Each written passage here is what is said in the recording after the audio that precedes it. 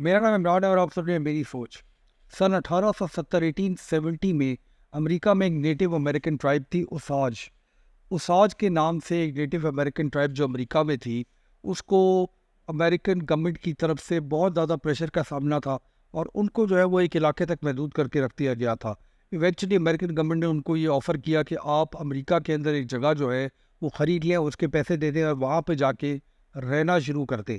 اوساج کو جو جگہ دی گئی وہ جگہ جو ہے وہ بنجر تھی، وہاں پہ کسی قسم کا ایگریکلچر نہیں ہو سکتا تھا۔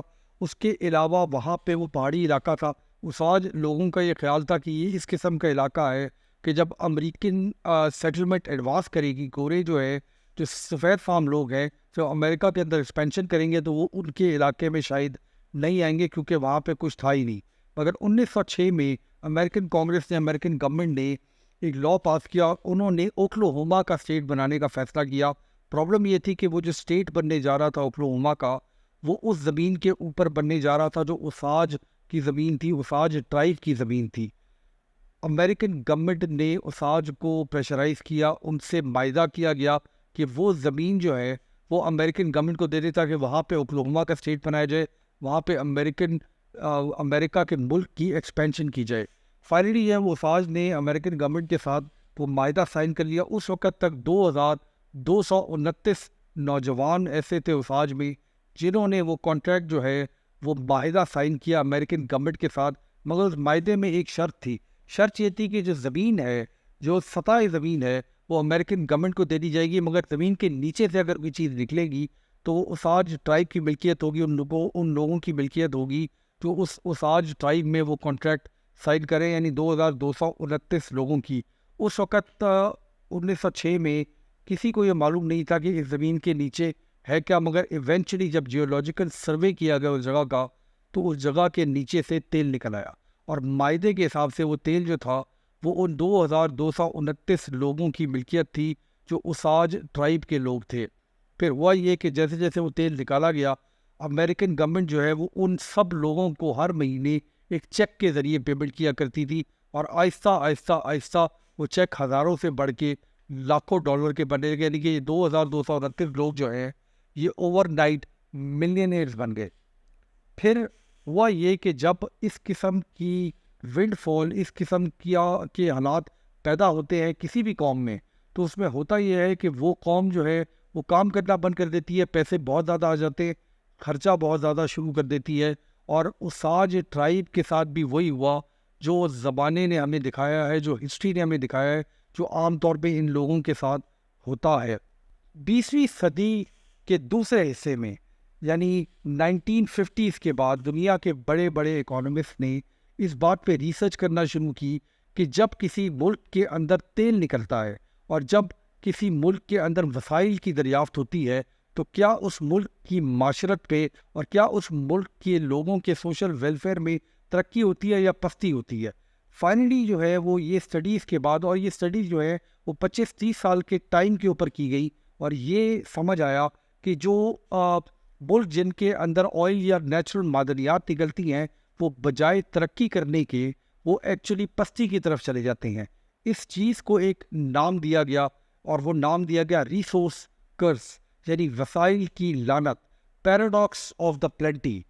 عراق، ایران، نائجیریا، وینزویلا، ان ملکوں کی اسٹڈی کی گئی، اور اس نتیجے پہ دنیا کے اکانومسٹ، دنیا کے جو معیشت دان ہے، وہ پہنچے کہ تیل کا نکلنا جو ہے وہ ان دا لانگ ٹرم اس ملک کے لوگوں کے لیے بربادی ثابت ہوتا ہے۔ دیکھیں، یہ ایک چیلنج ہے، ایک ملک کی معیشت کو بنانا، ایک ملک کے ویلفیئر سسٹم کو بنانا اس چیز کے اوپر جو آپ کی ملک کے اندر زیر زمین ہے، کیونکہ اگر آپ کے ملک کے اندر سے تیل بھی نکل آیا ہے تو وہ کچھ عرصے میں، کچھ دہائیوں کے بعد ختم ہو جائے گا، اور زیادہ تر ملک جن کے اندر اس قسم کی ونڈ فال ہوئی، وہاں پہ ہیومن ریسورس کے اوپر، ہیومن ڈیولپمنٹ کے اوپر کسی قسم کا کام نہیں ہوا، یعنی تیل نکالا گیا اور تیل کو بیچا گیا، بہت سارے پیسے کمائے گئے، اور ان پیسوں کو پھر ایونچولی جو ہے وہ فضول چیزوں میں ضائع کر دیا گیا۔ جب وینزویلا کے ایک منسٹر سے یہ پوچھا گیا کہ یہ جو تیل کی دریافت ہے وینزویلا میں، اور وینزویلا ایک ساؤتھ امریکہ کا ملک ہے جو سعودی عرب کے بعد دنیا کا سیکنڈ لارجسٹ آئل ڈپازٹ تھا، جہاں پہ اس سے یہ پوچھا گیا کہ یہ جو تیل کی دریافت ہے یہ آپ کے ملک کے لیے کیسے ثابت ہوئی، تو انہوں نے یہ جواب دیا کہ یہ کالا پانی جو ہے وہ شیطان کی غلاظت ثابت ہوا ہے میرے ملک کے لیے. اس کالے پانی نے، اس تیل نے میرے ملک کی معیشت کو، میرے ملک کے معاشرے کو، میرے ملک کے سسٹم کو تباہ کر کے رکھ دیا ہے. کیونکہ ہوتا یہ ہے کہ جب مفت میں، فری میں آپ کو بہت سارے پیسے آنا شروع ہو جائیں تو اس سے جو ہے وہ پیسے کا ضیاع شروع ہو جاتا ہے. لوگوں کے اندر کاہلی کی عادت پڑ جاتی ہے، لوگ کام کر دینا بند کر دیتے ہیں. ہمارے خطے میں جب ہم دیکھتے ہیں پاکستان، انڈیا میں، تو ہمیں پچھلے 60-70 سال میں یہ نظر آتا ہے کہ جو مڈل ایسٹ کے ملک ہیں، یعنی سعودی عرب، UAE، قطر، کویت، بحرین وغیرہ، یہاں کے معاشروں نے ترقی کی کیونکہ ان کے پاس تیل نکل آیا. اور یہ مگر اگزامپل جو ہے یہ اس حساب سے ٹھیک نہیں ہے کہ یہ ملک جو ہیں ان کے پاس وسائل بہت زیادہ تھے اور آبادیاں بہت تھوڑی تھی. مگر جو لوگ 1970 اور 1980 کے دہائی میں زندہ تھے، انہوں نے دیکھا کہ جس ٹائم پہ ان ملکوں سے تیل نکلا تو ان کی بھی جو رولنگ فیملی تھی، جو لوگ تیل کے وسائل پہ قبضہ کرتے تھے، ان کا قبضہ تھا تیل کے وسائل کے اوپر، انہوں نے بھی جا بجا بہت ساری شاہ خرچیاں کی.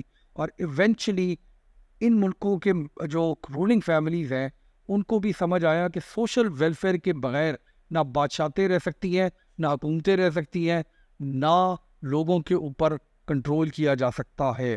سب سے پہلے یہ جو ریسورس قرض کا مسئلہ ہے یہ UAE کو سمجھ آیا، یونائٹڈ عرب ایمریٹس کو، اور انہوں نے 1980 کے بعد یہ سوچنا شروع کیا کہ جب یہ تیل ختم ہو جائے گا تو یہ ملک کی اکانومی کیسے چلے گی. کیونکہ وہاں کے لوگ جو ہیں وہ ایک طرح کی بہت زیادہ شاہانہ زندگی گزارنے کی عادت پڑ چکی تھی. تو انہوں نے اپنے ملک کی اکانومی کو، اسپیشلی دبئی نے، ٹورزم کی طرف لے جانا شروع کیا. ٹورزم کی طرف دبئی لے جاتے پچھلے 20 سال میں ہم نے دیکھا کہ انہوں نے اپنا جو انفراسٹرکچر ہے اپنے ملک کا، یعنی دبئی کے اندر اگر آپ آج انفراسٹرکچر دیکھیں، میں نے 1990 کی دہائی کے شروع میں بھی دبئی جانے کا اتفاق ہوا ہے مجھے، اور میں اس ٹائم کے دبئی کو آج کے دبئی سے کمپیئر کروں تو ایسے لگتا ہے کہ آپ کسی نئے ملک کے اندر آ گئے. یعنی انہوں نے ٹورزم کے اندر اتنی زیادہ انویسٹمنٹ کی کہ آج ہمارے ملک پاکستان سے، یہ جو ابھی دبئی لیکس ہوئی ہے ریسنٹلی، ہمیں یہ پتہ چلتا ہے کہ ہمارا سرمایہ ہم یہاں سے نکال کے اس ملک میں لے کے جا رہے ہیں جہاں پہ ریگستان ہے، جہاں پہ نہ کوئی معدنیات رہی ہے، تیل ان کا ختم ہونے والا ہے. ٹورزم کے علاوہ اس ملک میں کچھ بھی نہیں ہے. سعودی عرب کے اوپر ہمارے ملک سے اور دیگر مسلمان ملکوں سے تنقید ہوئی کہ وہ بھی ماڈرنٹی کی طرف جانے کی کوشش کر رہے ہیں. تیل کے ختم ہونے کا احساس، پیسوں کے ختم ہونے کا احساس جب سعودی رولنگ فیملی کو بھی ہوا تو نیون کے نام سے ایک بہت بڑا میگا پروجیکٹ جو ہے وہ ریڈ سی یعنی بحر الکاہل کے شمالی ساحل کے اوپر سعودی عرب بھی بنانے لگا ہے. یہ اتنا بڑا میگا پروجیکٹ ہے کہ یہ 26,000 اسکوائر کلومیٹر کے اوپر بن رہا ہے. ٹریلینز آف ڈالرز اس پروجیکٹ کے اوپر خرچ ہوں گے. اس پہ کام شروع ہو گیا. بہت زیادہ پولیٹیکل اس کے پرابلمز بھی ہیں، بہت زیادہ ایکولوجیکل پرابلمز بھی ہیں اس پروجیکٹ کے اندر، جس کے اوپر اخباروں میں، انٹرنیشنل میڈیا میں بہت زیادہ لکھا جا رہا ہے. مگر الٹیمیٹلی سعودی عرب جیسے کنزرویٹو ملک کا بھی یہ خیال ہے کہ اگر تیل ختم ہو جانے کے بعد ہم نے اپنی ہیومن ویلفیئر کے اوپر، اپنی آبادی کے اوپر کام نہیں کیا تو ہماری بادشاہتیں، ہمارے ملکوں کا جو سوشل سٹرکچر ہے، ہمارے ملک کا جو پولیٹیکل سٹرکچر ہے، وہ لوگوں کے پریشر سے ختم ہو جائے گا. تو بہتر یہ ہے کہ اپنے اتنے بڑے ملک کے کونے کے اندر ایک ایسا علاقہ بنا دیا جائے جہاں پہ دنیا کے ٹورسٹ آ سکیں. وہ سارے کام ہوں جو دنیا کے مختلف ملکوں میں ہوتے ہیں، تاکہ وہ ملک جو ہے وہ مین سٹریم دنیا کے ساتھ جڑا رہے. دیکھیں پچھلے 50 سال میں دنیا میں ہم نے یہ دیکھا ہے کہ بہت مختلف قسم کے پولیٹیکل سسٹمز ہیں. اسپیشلی ایشیا کے اندر اور افریقہ کے اندر تو بہت ہی مختلف قسم کی حکومتیں ہیں. یعنی ڈیموکریسیز بھی ہیں وہاں پہ، ڈکٹیٹرشپ بھی ہیں، مارشل لا بھی ہیں، بادشاہتیں بھی ہیں. اور اس کے علاوہ پاکستان جیسے ملک میں ایک ہائیبرڈ ڈیموکریسی کا بھی سسٹم ہے. جو بات سمجھنے کی ہے کہ اسٹیبلٹی جو ہے ایک ملک کے اندر، اس کی عوام کے اندر جو پروٹیسٹ ہے وہ اس صورت میں صرف نہیں ہوتا جب کسی نہ کسی قسم کا اسٹیٹ جو ہے وہ سوشل ویلفیئر کا کام کر رہا ہو. یعنی اگر ایک ملک کے اندر آزادی اظہار رائے، جس کو فریڈم آف اسپیچ کہتے ہیں، اس کے اوپر بھی قدغن ہو، جو آج کل پاکستان میں اس ہائیبرڈ سسٹم کے اندر بھی ہے. اور سعودی عرب اور UAE کے اندر تو بہت عرصے سے بہت زیادہ سینسرشپ ہے، بہت زیادہ جو ہے فریڈم آف اسپیچ کے اوپر پابندی ہے.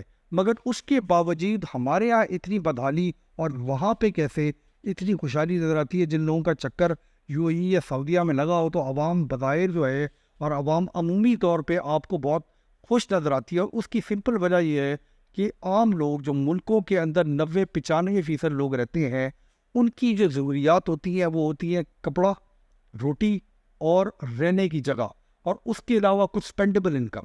جب تک سعودیہ, UAE, دنیا کے جو ملک ہیں, جو مڈل ایسٹ کے ملک ہیں, جن کے پاس چاہے تیل سے آمدنی آ رہی ہو یا کسی اور طرح سے آ رہی ہو, اگر ان کی عوام کے پاس یہ 3 چیزیں موجود ہے اور تھوڑی سی اسپینڈیبل انکم بھی ہے جو وہ تھوڑی سی آؤٹنگ کے اوپر خرچ کر سکیں, تھوڑی سی اپنے بچوں کے اوپر لگا سکیں, تو ان ملکوں کے اندر کبھی بھی میس پروٹیسٹ نہیں ہوگا, کبھی بھی ریولوشن نہیں آئے گا.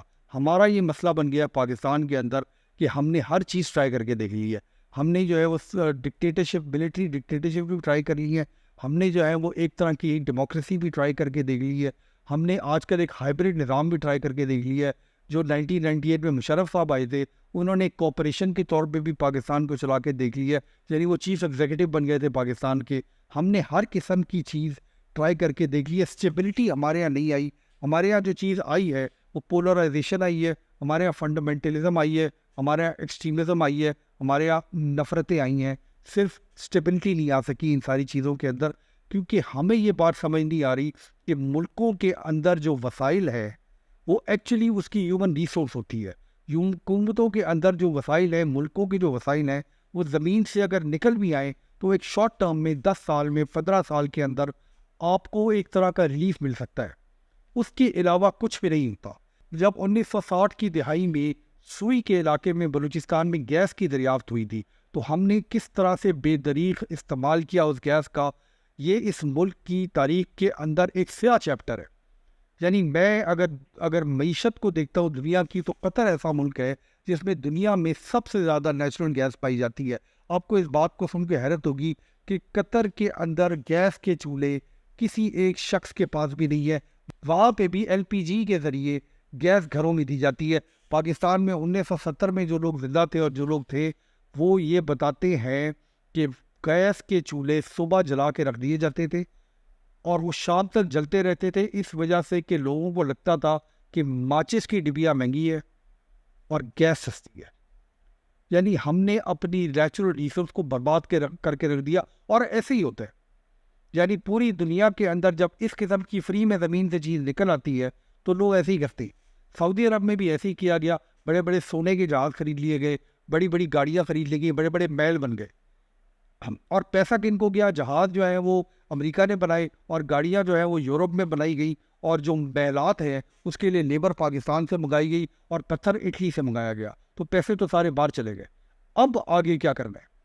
اب جو اگر آپ کی ہیومن ریسورس کی ڈیولپمنٹ نہیں ہوئی, لوگ پڑھے لکھے نہیں ہیں, لوگ کام نہیں کرنا چاہتے, تو ایونچولی آپ کو اپنے ملک کے اندر تبدیلی کرنا پڑے.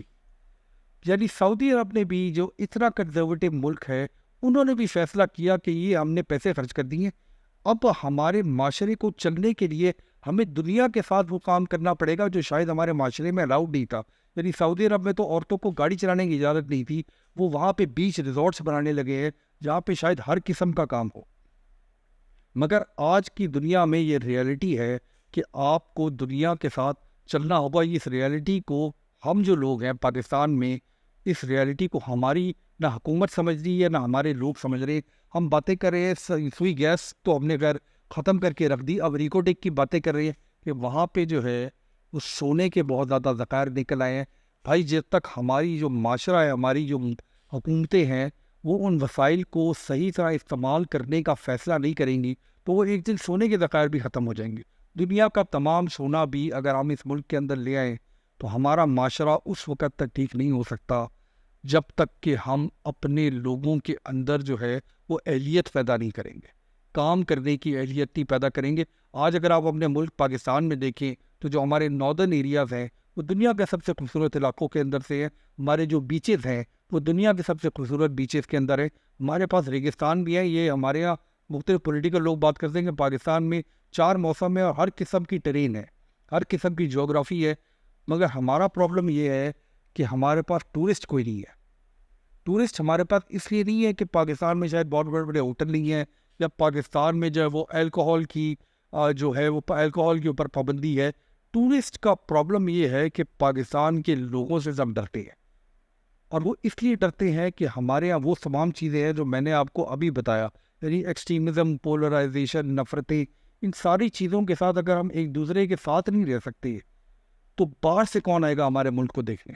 تو ہماری آج اس ویڈیو کا مقصد یہ ہے کہ 1870 میں اساج لوگ جو تھے، جن کی ٹرین کے اوپر، جن کی ٹیریٹری کے اوپر سب سے پہلا تیل دریافت ہوا، تو برباد تو وہ لوگ بھی ہو گئے، اور بعد میں ہم نے یہ دیکھا کہ عراق، ایران، وینیزویلا اور یہ دیگر ملک، نائجیریا کا میں ذکر کرنا بھول گیا تھا، یہ تمام ملک آج دنیا کی معیشت کے نمبرز کے اندر سب سے پیچھے ہیں۔